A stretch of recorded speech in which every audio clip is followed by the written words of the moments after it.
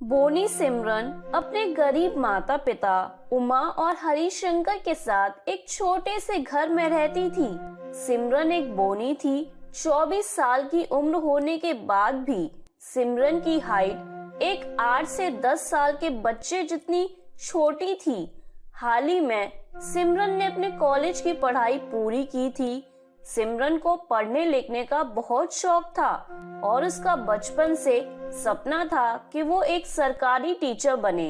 एक दिन सुबह सुबह, मम्मी पापा, मैं शहर के बीएड कॉलेज में एडमिशन लेना चाहती हूँ, मेरा एडमिशन करा दीजिए ना शहर के बीएड कॉलेज में। बेटा, तू तो जानती है ना हमारी परिस्थिति, हम कितने गरीब हैं। बड़ी मुश्किल से तो हमने तुझे यहाँ तक पढ़ाया है।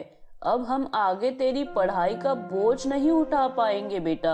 हाँ सिमरन बेटा, हम जैसे गरीबों की बस की बात नहीं है पढ़ाई करना। अरे पढ़ाई करें या पहले अपना पेट देखें। पापा, आप जानते हैं ना कि बचपन से मेरा एक ही सपना है कि मैं बड़े होकर टीचर बनूं। मुझे अपना ये सपना पूरा करना है पापा। सिमरन बेटा, तू जानती है ना कि तेरी बोनी होने के कारण स्कूल में, कॉलेज में, सब जगह लोगों ने तेरा कितना मजाक बनाया है। अब आगे तू शहर के कॉलेज में पढ़ने जाएगी, अगर वहाँ के लोगों ने तेरा मजाक बनाया तो? मम्मी, मुझे किसी की बात से कोई फर्क नहीं पड़ता।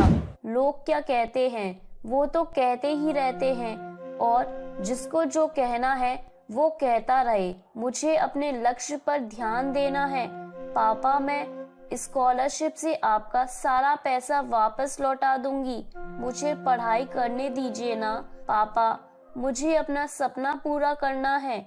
बचपन से मैंने अपने इस सपने के लिए मेहनत से पढ़ाई की।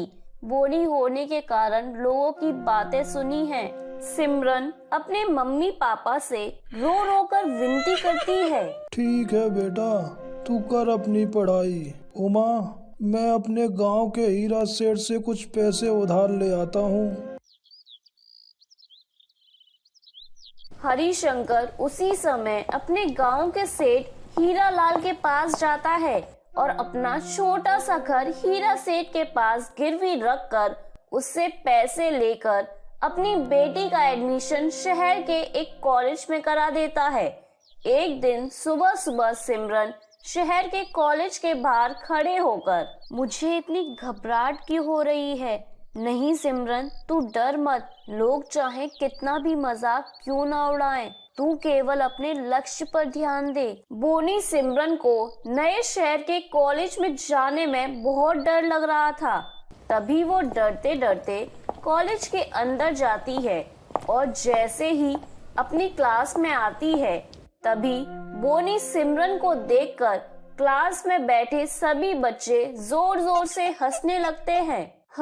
अरे छोटी बच्ची किसकी खो गई है? ए बेटा, ये प्राइमरी स्कूल नहीं है, कॉलेज है कॉलेज। जा जा अपनी प्राइमरी की क्लास में जा, यहाँ बच्चों का कोई काम नहीं है। सभी स्टूडेंट्स इसी तरह सिमरन की बोनी हाइट पर कमेंट पास करते जा रहे थे।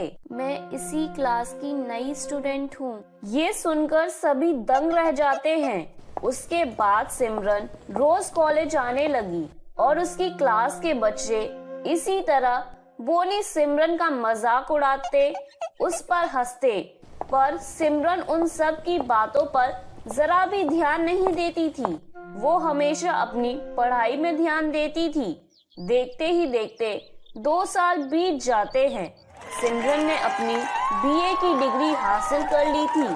सिमरन ने जो स्कॉलरशिप का फॉर्म भरा था वो रिजेक्ट हो गया था, जिसके चलते सिमरन को उसकी स्कॉलरशिप का पैसा नहीं मिल पाया। इधर हरिशंकर 2 साल से हीरा सेठ को अपनी कमाई में से थोड़े थोड़े पैसे देता रहा। एक दिन शाम के वक्त हीरा सेठ हरिशंकर के घर आता है। क्यों रे हरिशंकर, कब तक हमें पागल बनाता रहेगा? कब देगा मेरे पैसे सूद समेत? हीरा सेठ, कॉलेज वालों ने हमारे साथ अन्याय किया है। सिमरन बेटी का स्कॉलरशिप का फॉर्म रिजेक्ट कर दिया है, जिसकी वजह से हमें हमारा पैसा नहीं मिल पाया है। मैं जैसे अब तक आपको महीने में पैसे देते आ रहा था वैसे आगे भी देता रहूंगा। अरे नहीं नहीं, मुझे क्या पागल समझ रखा है तूने? मुझे मेरे पैसे अभी चाहिए, वो भी सूद समेत। हीरा सेठ, हम कहाँ से 1 लाख रुपए दे दें आपको अभी? आप तो हमारी परिस्थिति जानते हो ना। मेरे पति सारा दिन मजदूरी करके रोज के 400 रुपए कमाते हैं और उसमें से भी 200 रुपए हम आपको दे देते हैं। अगर कुछ महीने की मोहलत और दे दें आप तो आपकी बड़ी मेहरबानी होगी। ना ना ना ना ना, मुझे कुछ नहीं सुनना। चलो खाली करो अब ये घर। तभी हीरा सेठ हरिशंकर के उस घर पर कब्जा कर लेता है और हरिशंकर और उसके परिवार को जबरदस्ती उस घर से निकाल देता है। हरिशंकर, उमा और बोनी सिमरन तीनों रोड पर आ चुके थे। अब हम कहाँ जाएंगे, कहाँ रहेंगे? उस हीरा सेठ ने हमसे हमारा घर तक छीन लिया है। पापा, आप दुखी मत होइए, हम इस गांव में ही एक छोटा सा कमरा किराए पर ले लेते हैं। वैसे भी कुछ दिनों बाद मुझे इस गांव के सरकारी स्कूल में नौकरी मिलने वाली है। बस एक बार मेरा नाम मेरिट लिस्ट में आ गया ना, तो हमारी सारी समस्याएं दूर हो जाएंगी।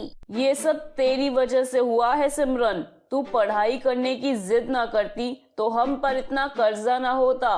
तूने तो हमें रोड पर लाकर खड़ा कर दिया है सिमरन। सिमरन के माता पिता सिमरन को खूब खरी खोटी सुनाते हैं। तभी हरिशंकर उस गांव में एक छोटा सा कमरा किराए पर लेता है। कुछ दिन ऐसे ही बीत जाते हैं और एक दिन सिमरन की मेरिट लिस्ट जारी हो जाती है। उसमें उसका नाम था।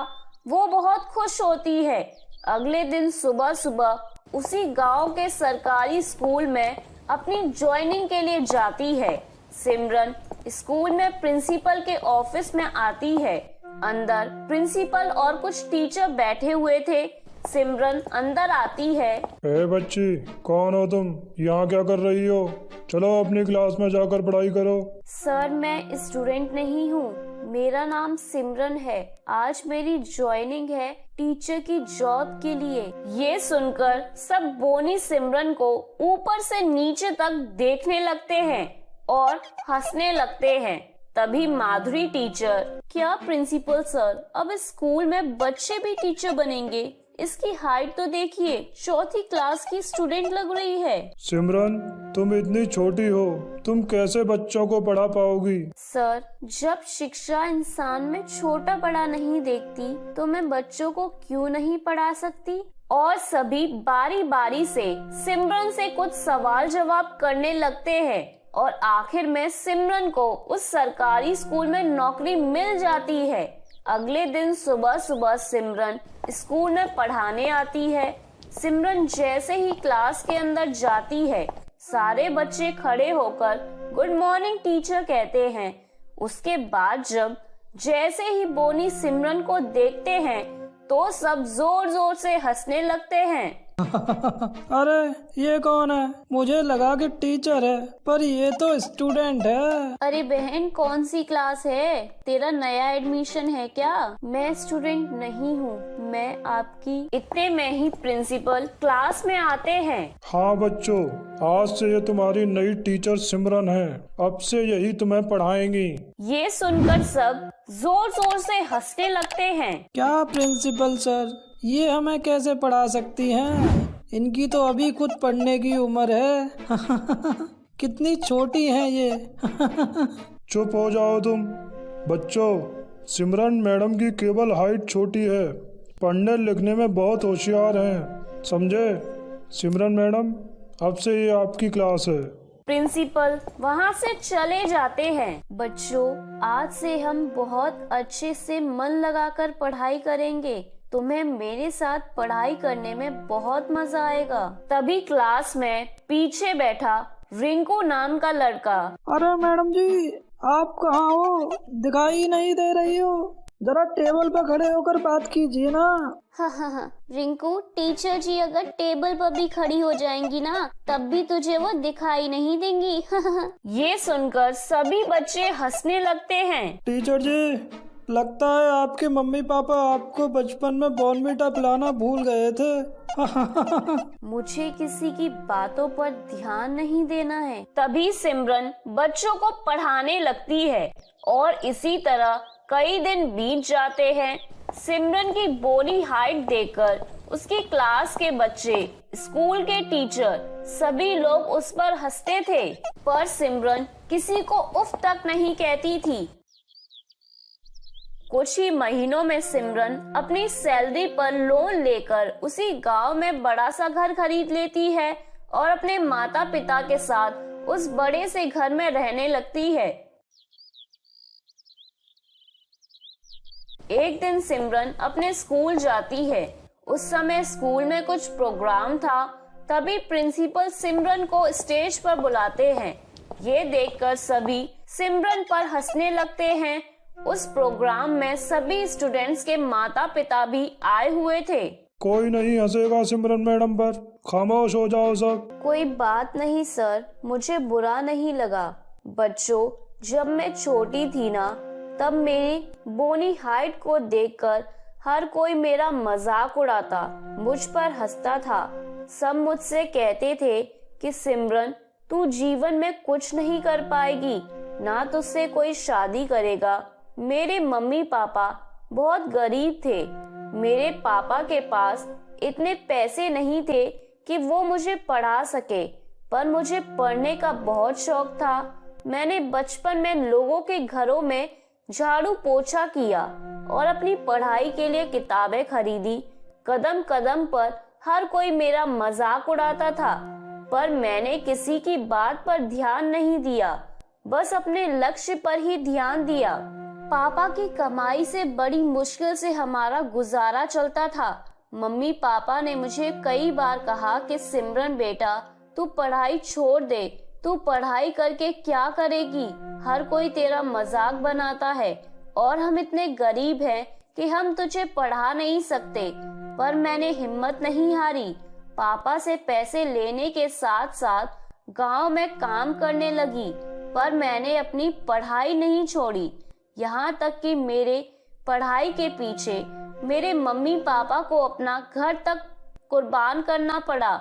हम रोड पर आ चुके थे, फिर भी मैंने हिम्मत नहीं हारी और आज देखो मैं इतनी कामयाब हो गई हूँ कि आज मैं आपके सामने एक टीचर बनकर जीवन की अहमियत सिखा रही हूँ। बच्चों, आज आपके माता पिता आपको पढ़ाने के लिए अच्छे से अच्छे स्कूल में भेज रहे हैं, आपकी पढ़ाई का खर्चा उठा रहे हैं, आपको अच्छे कपड़े पहना रहे हैं, महंगी महंगी किताबें खरीद कर दे रहे हैं, आपको पैसे दे रहे हैं, इसलिए कि आप पढ़ लिख कर एक कामयाब इंसान बन सको। बच्चों, मेरा बचपन ऐसा नहीं था। मेरी महंगी किताबें खरीदने के लिए मेरे माता पिता के पास पैसे नहीं थे। हम एक समय भूखे रहते थे और एक समय के पैसे बचाकर मेरी पढ़ाई का खर्च उठा रहे थे। आज आपके पास मौका है।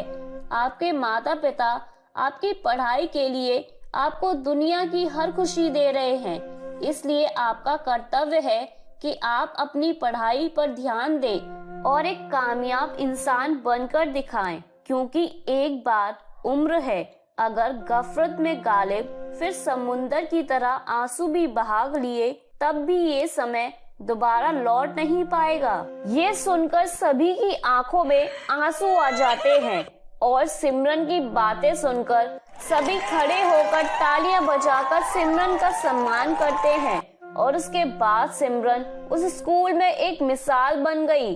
अब स्कूल के सारे बच्चे सिमरन की कहानी सुनकर उसी की तरह कामयाब बनने के लिए दिन रात मन लगाकर पढ़ाई करने लगे। तो मेरे प्यारे दोस्तों, कैसी लगी आपको मेरी ये कहानी? मुझे कमेंट करके जरूर बताएं और अपने दोस्तों के साथ शेयर करें। अगर आपने मेरे चैनल को अभी तक सब्सक्राइब नहीं किया है तो नीचे वाले बेल आइकन को दबाकर सब्सक्राइब कर लें। तो मिलती हूँ मैं आप सभी से फिर एक नई कहानी के साथ। तब तक आप अपना ध्यान रखिए। बाय बाय दोस्तों।